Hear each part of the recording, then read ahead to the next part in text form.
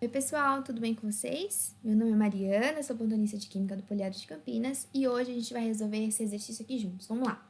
Bom, o exercício ele dá uma introdução pra gente sobre o gás sulfírico, falando que ele é extremamente venenoso, incolor, o odor é bem desagradável e fala que pode ser perigoso também, né? E como ele afeta, como ele limpa o sentido do olfato. Isso é um problema porque em altas concentrações tem uma certa periculosidade, tá? Então tem uma introdução aí, tá bom? O que o exercício de fato pede é o seguinte, né? Se uma solução de H2S, a temperatura ambiente e pressão de 1 atm, fala para você, né, que a concentração desse ácido vai ser 0,1 molar. O que é esse molar, gente? Mol por litro, né? Concentração mol por litro. Então, leiam esse aqui como 0,1 mol por litro, beleza? Então, a concentração de S2- em mol por litro vai ser... É isso que ele está perguntando pra gente. Ele está perguntando, então, qual que vai ser a concentração de S2-, né? Quando eu tenho uma concentração inicial de 0,1 mol por litro do ácido. Bom, gente, duas coisas aqui para a gente começar o nosso raciocínio. H2S é um ácido fraco. Ácido fraco, quando ele começa o seu processo de ionização, ele ioniza muito pouco. Então, a gente tem que lembrar o que, né? Que a gente vai precisar utilizar o equilíbrio químico para indicar esse processo de ionização desse ácido, tá bom? Então, a gente poderia pensar esse raciocínio, né, para ácidos fracos, a gente vai ter que pensar no equilíbrio desse processo de ionização, mas também o exercício te dá algumas dicas que você teria que usar o pensamento de equilíbrio, porque ele te fala e te dá dois Ks, o Ka1 e o Ka2. Aí você pode me perguntar, mas Mário, o que é Ka1 e Ka2? Ah, calma, dá uma olhada aqui, ó. Perceba que o ácido ele tem dois hidrogênios ligados ao enxofre. Esses dois hidrogênios são dois hidrogênios ionizáveis. Nossa, se são dois hidrogênios ionizáveis, associa cada K. Ó, o K1, então, é a constante, né, do equilíbrio relacionado à ionização do primeiro H+. Então, quando o primeiro H+ sai, eu tenho essa constante. Quando o segundo H+ sair, eu tenho essa segunda constante. Então, isso quer dizer que eu tenho dois momentos onde eu vou perder esse H+. A equação de ionização que vai acontecer primeiro, utilizando esse K, e a segunda, utilizando esse segundo K, beleza? Então, aqui embaixo vocês podem ver que eu coloquei a fórmula do K, né? Que o K é igual ao produto, concentração dos produtos sobre a concentração dos reagentes, só para a gente relembrar. E aí embaixo tem as duas etapas de ionização desse ácido fraco. Então, a primeira etapa, pegando o ácido H2S, formando HS- mais H+, a gente vai usar esse primeiro K. E a segunda etapa, a gente vai tirar o segundo hidrogênio, né? Tirando o segundo hidrogênio, então, a gente vai formar o S2- e o H+. E o que ele quer é o S2-, beleza? A concentração do S2-. Como faremos isso? Vamos olhar primeiro para a primeira equação de ionização. Na primeira equação do equilíbrio, a gente tem este cara aqui. A gente inicia, né, no início, a gente tem 0,1 mol por litro. E para a gente colocar os valores de concentração no K, gente, a gente tem que montar a famosa tabela do equilíbrio, né? Então, para eu usar esse K, eu preciso montar a tabela. Tabela sempre com o início, reage forma e as concentrações do equilíbrio. Então, vamos montar essa tabelinha, né? 0,1 mol por litro é a concentração inicial de H2S.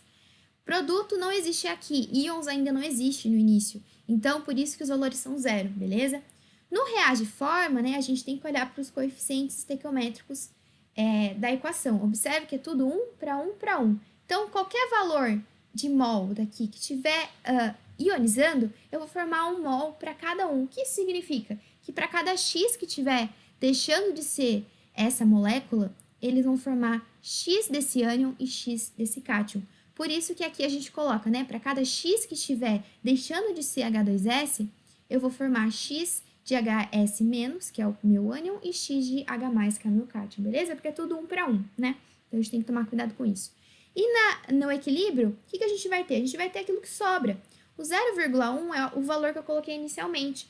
Subtraindo do X, que é o valor que reagiu, eu vou ter exatamente nessa conta aqui, né? A concentração de H2S no equilíbrio, beleza? Já a concentração de HS- e H+, vai ser referente àquelas que foram formadas, isso não muda, tá? Coisa que tem que tomar muito cuidado aqui, gente, ele é um ácido fraco, né? Como eu sei isso? Posso olhar pela característica da própria molécula e lembrar das regrinhas de força dos ácidos, ou eu posso olhar para o K, gente, esse K é muito pequeno, tá? Esse K é pequeno e esse K é mais pequeno ainda, né? É menor ainda, é um K menor ainda. Então, realmente, esse é um ácido fraco. Então, imagina assim, gente, um ácido fraco vai formar muitos ânions e muitos cátions? Não, gente, não vai formar, não vai ionizar muito. Então, todo esse X, toda molécula que deixar de ser ácido de fato para virar H+, por exemplo, vai ser quantidades muito pequenas. Então, esse X que está deixando de ser molécula de ácido são quantidades muito pequenas, são concentrações muito pequenas, né? Então, o que eu vou ter que fazer aqui? Eu vou desconsiderar esse X, essa subtração desse X, porque é muito pequeno. Mesma coisa se tivesse R$1 bilhão no banco e perder R$1, vai fazer diferença? Não vai. É a mesma coisa aqui, tá bom? São tão poucos íons que são formados, porque o ácido é fraco, que não vai fazer diferença no total inicial das moléculas que eu tinha desse ácido. Então, eu vou considerar como, no fim, se eu tivesse ainda 0,1, tá bom? Para montar o K, eu tenho que pegar a concentração dos produtos e dividir pela concentração dos reagentes. A concentração dos produtos vai ser x vezes x, que é x ao quadrado, dividido pela concentração dos reagentes, que a gente considerou sendo 0,1. Utilizando o valor de K para a primeira ionização, né, gente? A gente vai chegar nesse valor de x. Esse valor de x eu só tirei a raiz depois, tá bom? Então, perceba que esse x ele vai representar quem? Ele vai representar o HS- e o H+. Então, a gente tem uma concentração aí de 10 a menos 4 para essas duas espécies. Primeira parte do exercício está feita, vamos para a segunda. Segunda é o mesmo raciocínio, tá, gente? Só que agora, na segunda, para que eu possa terminar de desenvolver esse exercício, eu preciso olhar para a segunda equação de ionização, porque é nessa segunda equação de ionização que eu tenho o que o exercício está pedindo para a gente responder. Observe que aqui a gente já descobriu uma coisa muito importante, a gente já descobriu, pela primeira equação de ionização, qual é a concentração do HS-, que é o que a gente vai utilizar aqui. Então, essa concentração eu já sei. Se eu vou utilizar o mesmo raciocínio que eu utilizei lá atrás, beleza, né, gente? Basta a gente fazer o que aqui? Colocar que a concentração inicial agora, para essa segunda ionização do HS-, é aquela produzida pela primeira equação de ionização, 10 a menos 4. E o mesmo é válido para o H+, né, gente? Então, lá no sistema final, eu já vou ter 10 a menos 4 mol por litro de H+. Então, não esqueçam disso, tá? Então, se eu inicio com HS-, né? Com esse ânion aqui a 10 a menos 4 no início, no início, eu ainda não vou ter os produtos formados. Então, eu vou ter 0 de S2-, eu vou ter 0 de H+. Porém, como eu já tenho essa quantidade de 10 a menos 4 vindo lá no início, eu vou deixar ele aqui quietinho, tá bom? Vou deixar ele aqui quietinho, tá? Mas a tabela, se a gente não considerasse aquele H+, ela terminaria aqui. Tudo bem? Então, esse valor é o valor que eu tô somando do que eu já tinha no início. E esse valor aqui também é aquele que a gente tirou da primeira ionização. Seguindo o mesmo raciocínio, tá, gente? Toda a quantidade, toda a concentração, todo mol que for reagir aqui, né? Ele vai ser produzido aqui, tá bom? Mesmo raciocínio da tabela anterior. Então, para eu encontrar quais vão ser as concentrações no equilíbrio, né? Quais vão ser as concentrações no fim, após essa segunda ionização, basta eu pegar o 10 a menos 4, subtrair de x, né? Que é o valor que foi consumido para virar os íons. Esse x são os valores do S2- que foram formados. E o H+ também. O H+ eu vou ter uma quantidade de x formado. Novamente, esse 10 a menos 4 é o que eu já tinha, né? É a concentração de H+ que eu já tinha. Aqui, novamente, né, gente, ó, 10 a menos 4 é o valor inicial. Esse x é um valor tão pequeno porque é um ácido muito fraco e esse K ainda é muito menor que o primeiro K.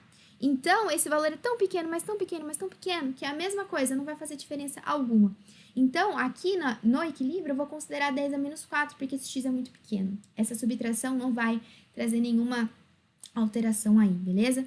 Mesma coisa aqui, né, gente, ó. Quando eu for somar essa concentração de H+, que está sendo formada, esse número de mols de H+, que está sendo formado, ele é tão pequeno, perto daquele que eu tinha no início, que não vai fazer diferença essa soma.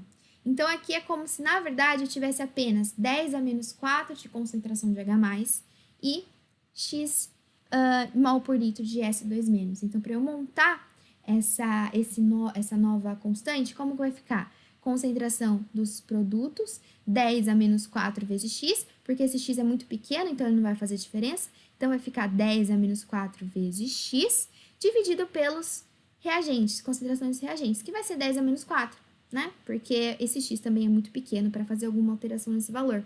Corta, descobrimos o valor de x. E olha que loucura, gente, quem é o x? O x não é o S2-? é a concentração mol por litro do S2-. Então, a gente descobriu a concentração mol por litro do S2-, que vai ser 3 vezes 10 a menos 3 aqui embaixo, tá? Que vai dar a letra B. Entenderam, galera? O raciocínio da primeira ionização e da segunda ionização é o mesmo. A única diferença, sutileza aqui na segunda ionização, que eu preciso considerar aquela concentração que apareceu pela primeira ionização, né? Tanto a concentração do HS- para iniciar essa nova ionização, tanto a concentração de H+, que já foi formada, né? Para considerar no todo final aí, tá bom, gente? Eu espero que tenha ficado claro, tá bom? Qualquer dúvida, só voltar a conversar com a gente. É isso. Bons estudos, estamos juntos!